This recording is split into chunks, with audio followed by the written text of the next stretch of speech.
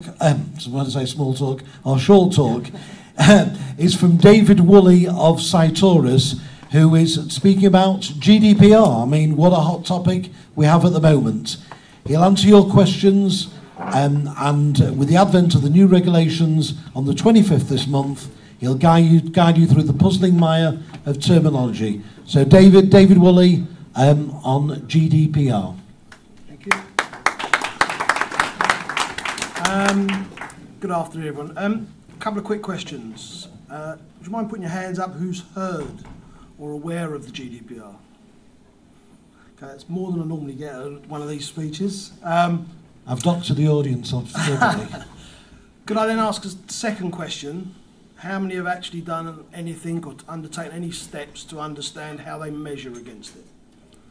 Wonderful. So there's still a large group there. We currently, from the analysis we have, from surveys we pick up, it's estimated that around 30 to 40% of organisations have started that journey.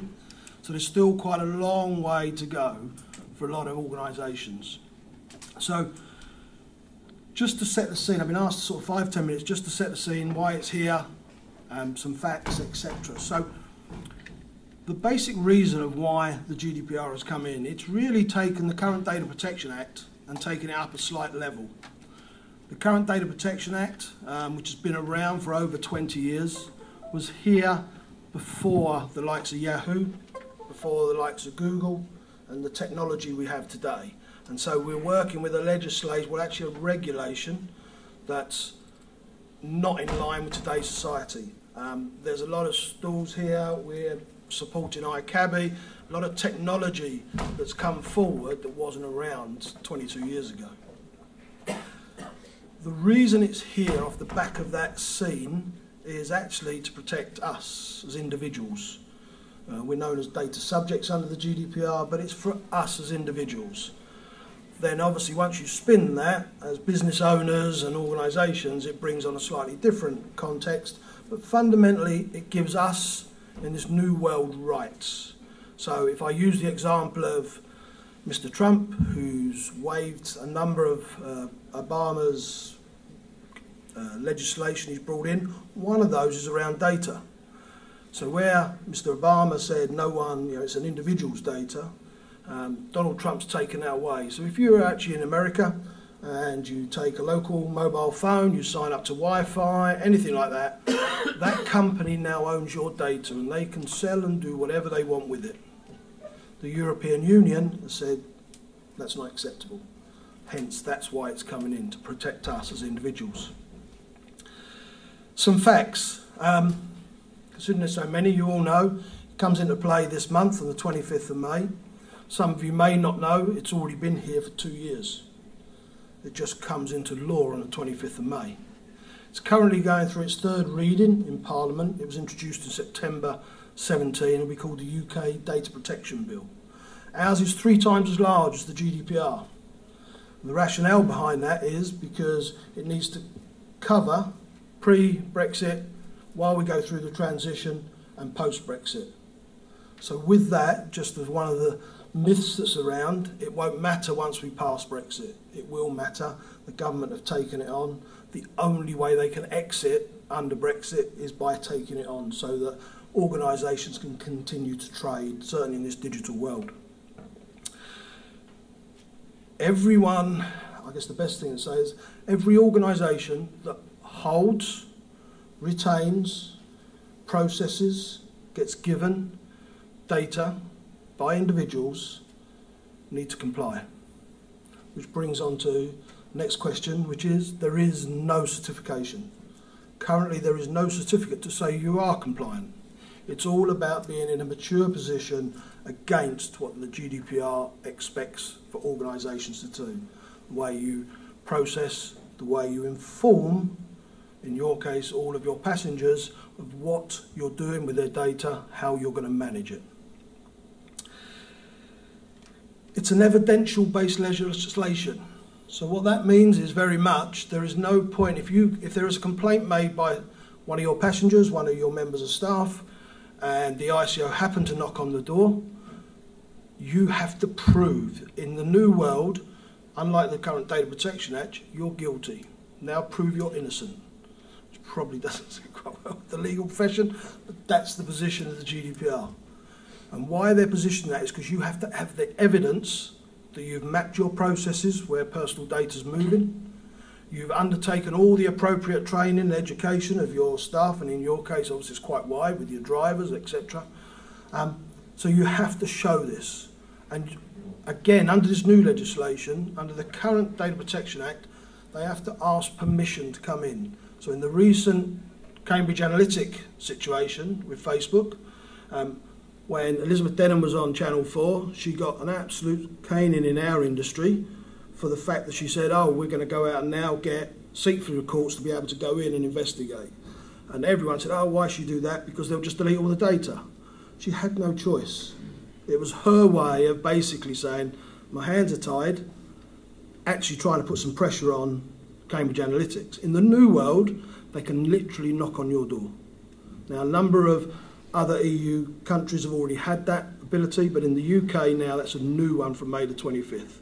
So they literally can knock on the door and ask, now prove this situation, whatever it is associated to that data.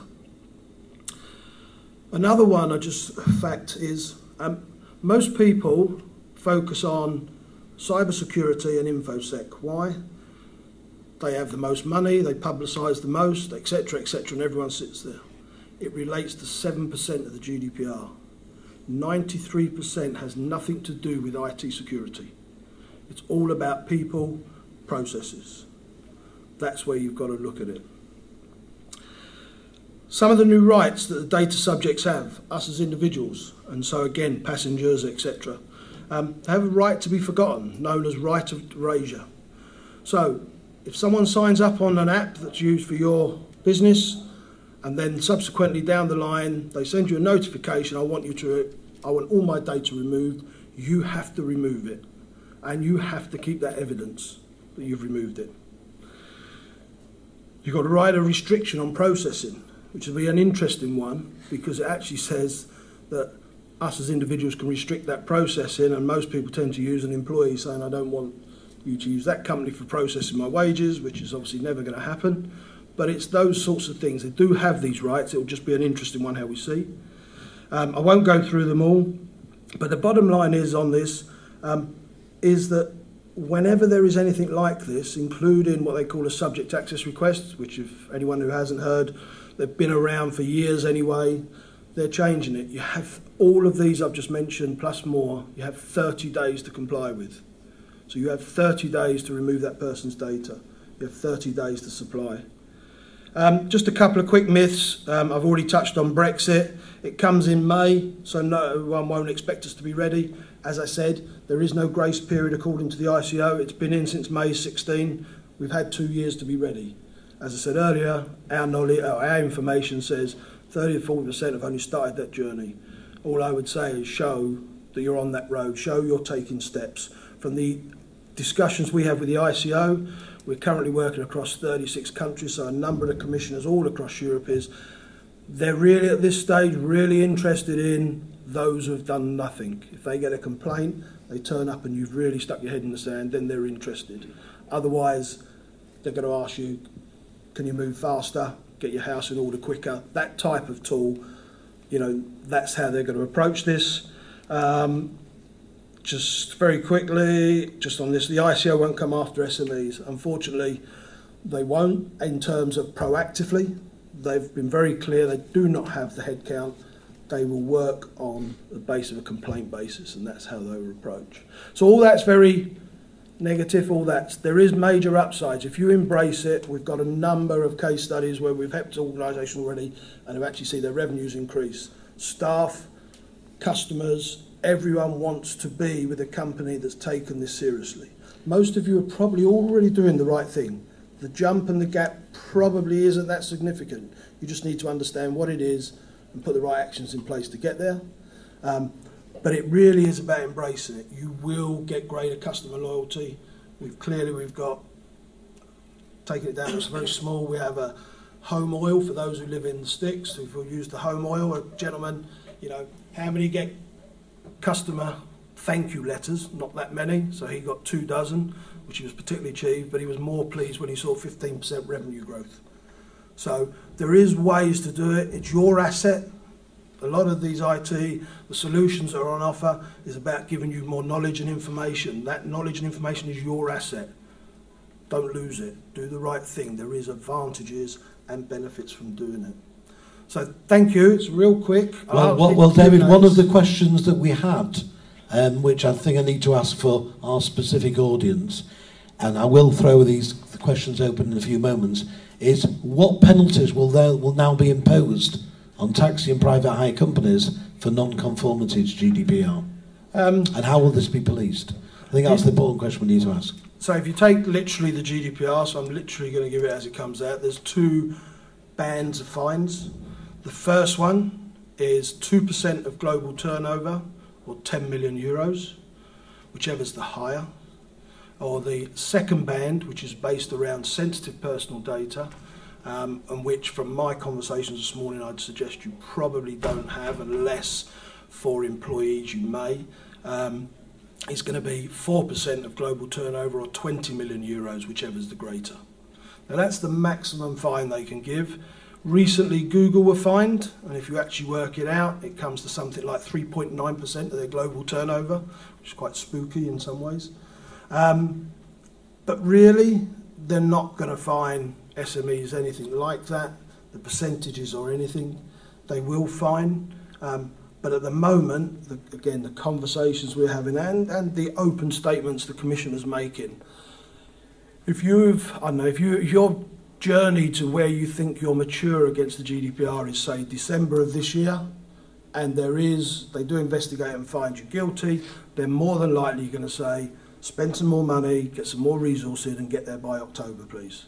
And we'll be back in October to check. They're only going to look to fine, from our conversations, I said earlier, the ones that put their heads in the sand, do nothing about it. And it's going to be self-policing for SMEs. For the large organisations, Elizabeth Denham has been given the budget to take a new premises in Westminster, moving from Cheshire, and she's given a budget to take 500 more people on. So they are ramping up the resources, but there still won't be enough to manage this. So in the SME sector, it's very much going to be self-policing, complaints by individuals.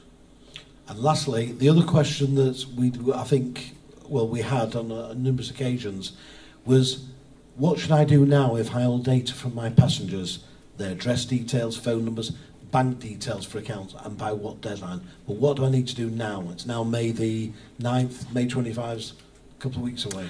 Yeah, I mean, look, as I said, the pleasing thing is that lots of people are doing something about it. So I think if they're doing something about it, you've gotten the correct advice, etc., you're on the right road. The areas of really is, that's firstly for protection. This is where the 7% I mentioned on cyber, if it's stored in the cloud or if it's stored within an IT system. Don't forget, lots of people, we've just done a big one across a number for one of the biggest advertising companies. And the HR in that company in one country, the lady keeps all CVs, she sticks them in a book. And she writes, that's their HR policy for holding all HR data. And they're one of the biggest companies. So it's not just about IT, it's about all aspects. So from a protection point of view, there's clear steps and easy. From that data, the first thing I would suggest is look at the data and look at how long have you had it, and when was the last time you engaged with these people. If you've not engaged in the last 12 months, my advice would be delete it. One is they're not using your services, so why have you got it? Because there is a big thing about minimising data under the GDPR, and these are one of the questions that you'll be asked. Why do you have it? Why do you need it? If they're not using your service, why have you got it? You're retaining it for what reason? And there's not really a basis you can justify you're keeping it if you've not been given a service to them. So there's some things along those lines. It's very quick, there's quite a bit more, but yeah. Okay, I've got one question from a gentleman in the audience at the back there, and I really must move it on to our next talk. Just hold on one sec while I bring the microphone over. You say if your customer's not used you over the last 12 months, that you could delete it. Now, under operators law, for our licensing authority, we have to keep that data for 12 months. What do you say about that? And look, again, there will always, so the first thing to remember is the GDPR, as much as it's come in, doesn't override other legislation, regulation across the board. So it's here. So we work a lot in the financial sector as well. And they are so regulated that there's lots of their regulations and their legislations that sit over the top and contradict the GDPR. And you have to adhere to those. So not for 1 second would I say, you know, particular. If it's 12 months you've just said there that you have to keep it for, get the retention policy. You may decide for yourselves, we're going to keep it for 15 months because our regulation or our guidance says 12 months. We're going to leave it for another 3 months just in case, because that's what we want to do as an organisation. And then fine, then you take action. But it's just about having something in place. Don't have nothing in place. So if you've got that 12 month, great. But then decide, are you going to at 12 months or are you going to at 15 or what have you. But the general guidance is if you've not had any communication, so if you want to market to them, you know, it's one thing, I guess, because they've bought the service off you, you've transported them to where they want to go, that transaction has taken place. If you're marketing to them, then, you know, you've got to have a legitimate reason. It's not always consent. And that's where this really starts to come in. But if that's your regulation, stick to that. But I would advise, give yourself whatever you want. 12 months, fine, or 15 for a belt and braces, but then do take action. Okay, well, David is... Mark over there, we're on the iCabbie stand. Yes, I was about to... No, I'll present that. There you go. David is here for the next 2 days. He's on the iCabbie stand, so any question you need to ask, pop over there. David, thank you very much. Thank you very much. Our next short talk is from Chris Everett, who is the Managing Director of EV Charging Solutions. He describes himself as a nuts and bolts man in the realm of electrical vehicles. There are many types of electric car and many types of electric charging points. Chris's speciality is offering practical solutions. Chris, just give it a moment while a few people sort of move in and out.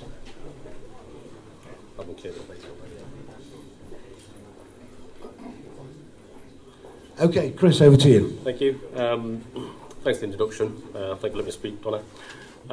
Yeah, we're specialist installers of electrical vehicle charging systems. So what that means in essence is we put power to electric cars, buses, vans.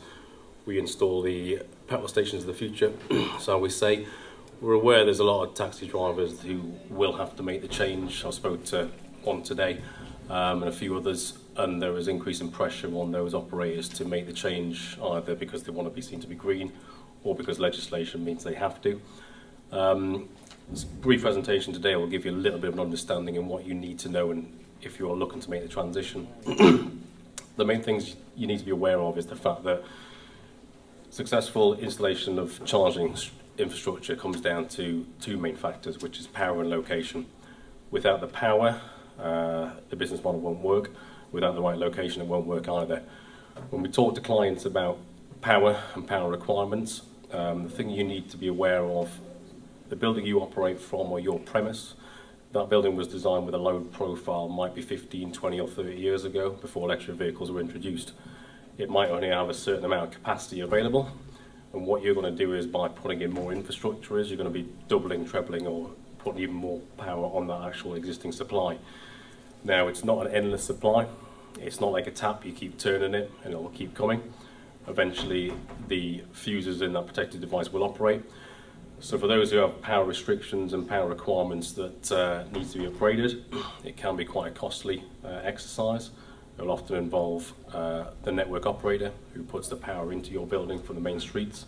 It could involve civils contractors, it could involve road closures, it could involve highway permits. So early doors, if you're looking to make the change, it's always good to get the capacity of the building looked at. And also, if you don't have the available capacity, what is the availability to put additional power in there, and also what are the costs in doing that. One of the other main things is the location. The location has to be right. It has to be near your end user. There's no point having a depot which is 15 miles away to recharge, because it's 15 miles you'll lose getting there, 15 miles getting back. So the 2 key things there are the power and location. One of the taxi operators we work with in Peterborough bought 5 electric taxis and got a free rapid charger. I'll explain that nothing's free in this world. And he said, right, can you fit the charger? So we went out and did a quick assessment and said, look, the bad news is you don't have the power. So he said, oh, I'll go and get some more power from the network operator. 3 weeks later, cost of £36,000 for an upgrade. I all of a sudden sat there and thought, look, the business model didn't work. You know, he just thought he could literally drop it in, existing supply, connect it up. Next day we'll be operating, the vehicles will be charged in 20 minutes, half an hour. Didn't work. In the end, we got around it by putting a large changeover switch. So we either have this rapid charger on to powerfully charge the vehicles in 20 minutes, or we can have a cup of tea. It's simple. That's the way it had to work in his depot. We couldn't have them both on. So before you go too far and you decide that, right, you're going to have 15, 20, 30 or 100 electric vehicles, getting your power and location is pretty essential to make sure that business model will work for you. If all of a sudden you find your connection costs go into the tens and hundreds of thousands of pounds, the business model might not work. So work out where you're going to operate from, work out that building's available power. If it's not available, speak to network operators or guys like ourselves who can get it all costed and budgeted for you, then you can make a structure going forward. With regards to charge rates, again, once you work out what vehicles you're after, you'll then need to know how quickly you need those vehicles back on the road. If it's overnight charging, 7 kilowatt charge or 32 amps, which will give you 20 miles an hour range, could be fine. If it's business critical that your vehicle is back on the road within 15-20 minutes, you'll be looking at rapid charging infrastructure. Rapid chargers, the big ones of the services, are about this big, they weigh about 400 kilos, and they come with a price tag of up to £20,000. Installing those on a network as well does require permission from the network operator because it's high power, high voltage. So again, before you go too far, it's best to get early consultation with the installation company, the manufacturers, and the network operators to make sure that your equipment is fit for purpose and installation as well. Do I have to wrap it up? Yeah, that's good. I have one question actually which someone sent in. Hopefully you can answer it before I open it up again. Our council saw in the news that the Mayor of London is gearing up for more electric vehicles in the capital. So they decided they will bring in an all-electric taxi policy in our districts in the next 3 years. But there are currently no electrical charging points in the district at all. What are we supposed to do? Yeah, sounds like a conversation I had with someone this morning in Bradford. I think at the minute it is chicken and egg with a lot of borough councils. I think we find we're based in Nottingham, so we're quite lucky. They're very, very proactive, and they're taking a very sort of open view with the taxi operators to look, this is where we need to be. Everyone's aware it's coming, but how do we get there? Sometimes it is a case of without the infrastructure being in place, being reliable, being cost effective, there'll be resistance from the taxi drivers, which you understand, because obviously your business is going to be stopped or will not operate from there. Can't speak for them all, but the better boroughs and the better councils have early engagement with the taxi drivers to say, look, what do you want? What are the problems? What are the pain points? Let's see if we can address those early doors. And if they get them right, like nothing they're trying to do with early consultation, the transition will be a bit smoother, because I think we're aware it is all coming in, but it's, at what point do you get on the ladder and, Okay. go back in. Any questions for Chris? From anybody? Yes, we have one over here. Talk about rapid charging. I was looking at a piece of film last night for somebody that's just bought a hybrid vehicle. And one thing that didn't seem to change, it said that rapid charging wasn't good for batteries. Now, that's always been the case as far as I know. So how is that going to affect the cost effectiveness of running an electric vehicle? I think at the minute it's still quite unproven the effect of, you get numerous different stories which will say it's terrible for battery life. Then you've got C&C taxis in the southwest who've got 2 or 3 Nissan Leafs with 100,000 miles on, one with no battery degradation, and one with 1 mile battery degradation. Other people will bring out studies to say, vehicle to grid technology in and out and stuff like that does actually help the life and prolong it. I think what we suggest to our clients is make sure your warranty for your battery will cover your operation for the time you have it. So if you do have any problems, then you have the manufacturer to go back to, because you don't want to invest in a lot of infrastructure to find that broke and they're telling you how you can and can't use it. So I think if you engage with that client early doors, Nissan have probably got the most battery technology out there and the most available data. So far we don't know many operators that have had problems with the batteries from rapid charging. So at the minute, you ask 10 different people, you might get 12 different answers. But as far as we're aware, we don't know any operator who said, look, that rapid charger has killed our battery. So, at the minute. Okay, thank you very much for your time, Chris. Thank you. Sorry. Our last short talk today is from Amir Hassan, who is the CEO of Minicabit and one of our show sponsors. Always forward-looking in his approach to any challenges, Amir will talk today about how your business could fare with the rise of robo-taxis. It's called Sleepwalking into Oblivion or a New Dawn. Amir. Thank you. Hi everyone, good afternoon. You're probably thinking, why do I need to worry about robo-taxis, right? It's kind of 10 years away, I'll be on the beach by then. So what I wanted to do is kind of outline what is happening, where it can go, and importantly, the building blocks you need to think about to withstand this change and how it can open up opportunities for you. As an aside, I used to be a cab driver myself. I later spent 9 years in Vodafone and O2 and ran internet partnerships and apps. And I've seen disruption happen firsthand. I used to work with Nokia, who had 35% market share, only competed against themselves. And within 3 or 4 years of complacency, they were knocked off and sold for a song when the iPhone came along. So it really is important to be prepared for the future and embrace it. So quick word about Minicabit, in case you didn't know. So we're a UK-wide comparison service. I think the last time I checked, we're the third largest website after Uber and Addison Lee, who've had a few decades or a few $1 billion head start. And our mission is to make it easy for customers and businesses to easily transact with cab operators UK-wide. We cover we've got about 1 in 8 of the UK's cab operators on our platform. We cover 300 towns and cities as well.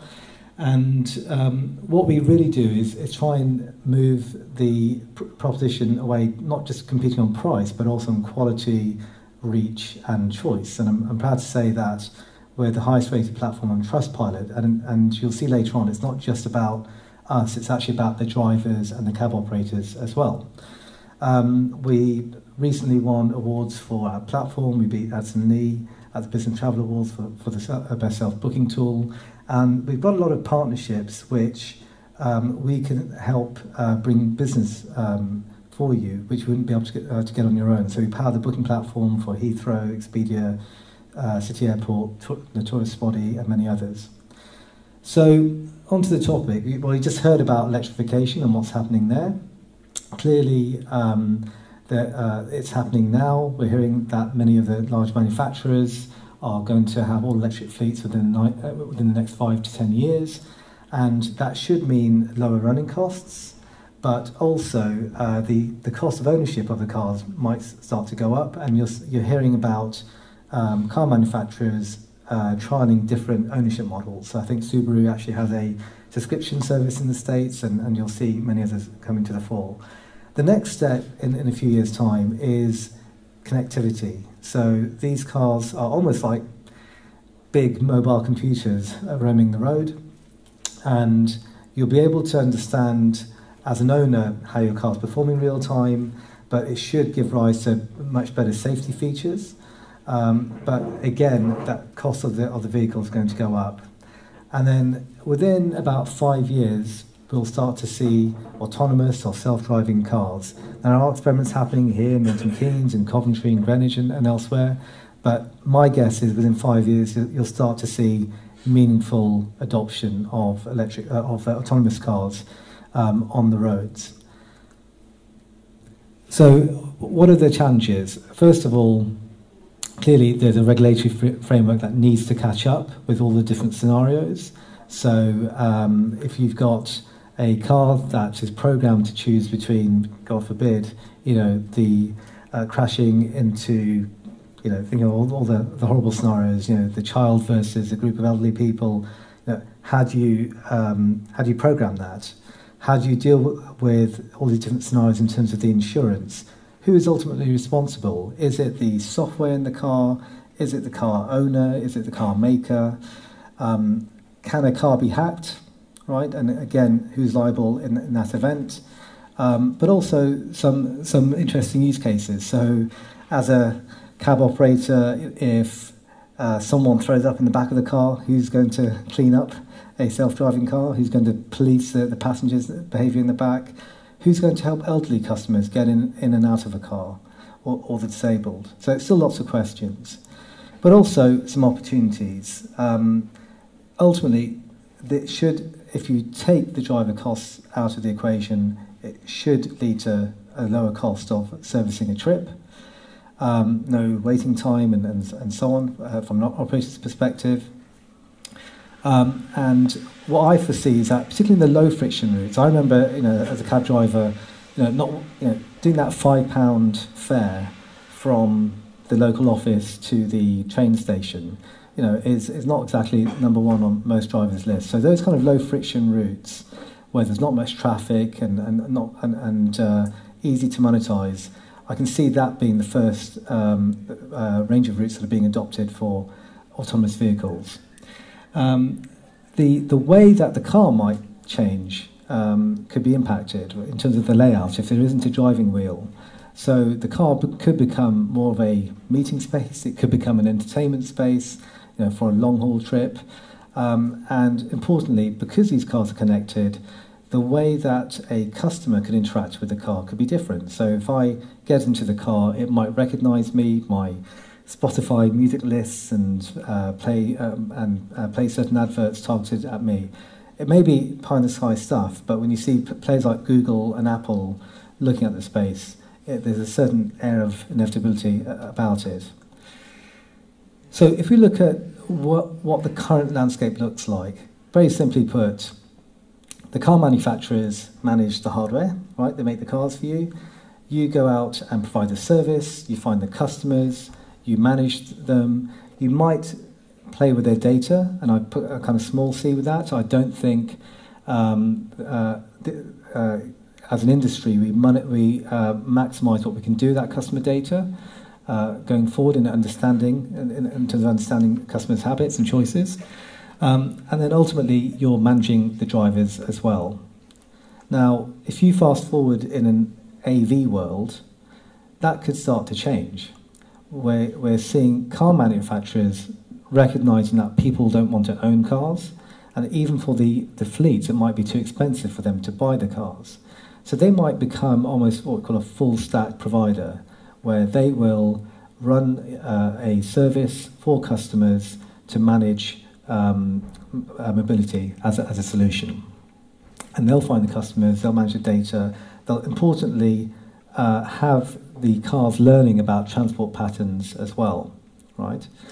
And that's why you're seeing the likes of General Motors in the States take a stake in Lyft, Daimler owns My Taxi, and so on and so on. My other thought is, in terms of fleet management, the car rental giants actually have a big role to play because they've got depots everywhere, they know how to manage the life cycle of a vehicle.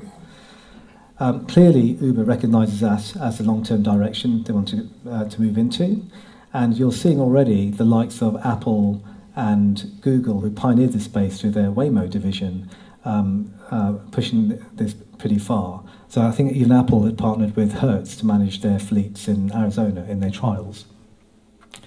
And it's only a matter of time before you see the likes of Amazon come into the picture, because now there's not just hardware and customer data, there's software and all the elements of an ecosystem, if you will, that they're used to playing in.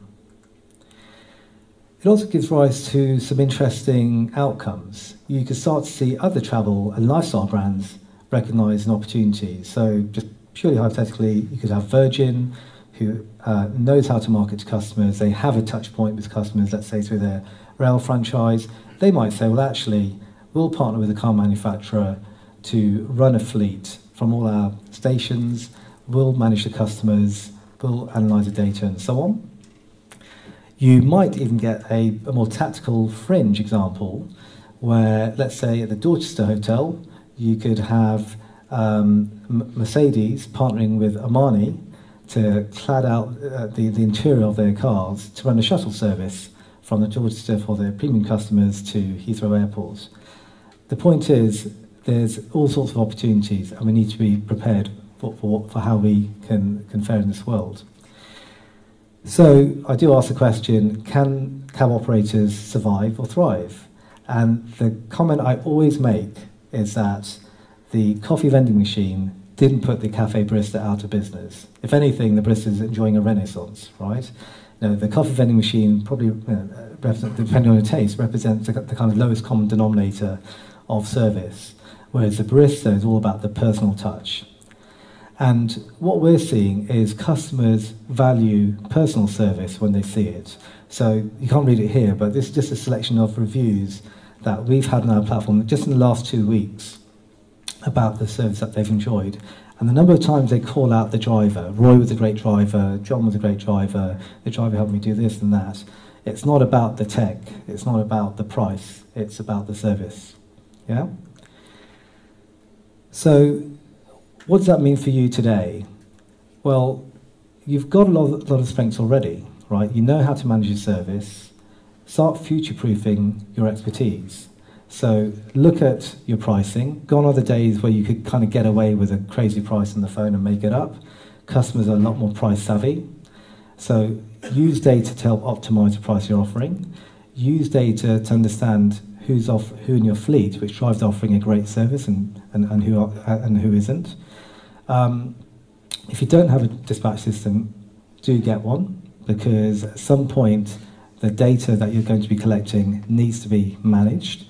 And do use platforms like ours, because the customer shift to online is happening, and we can help provide you with not only customers, but the data trends to help power that service in the future.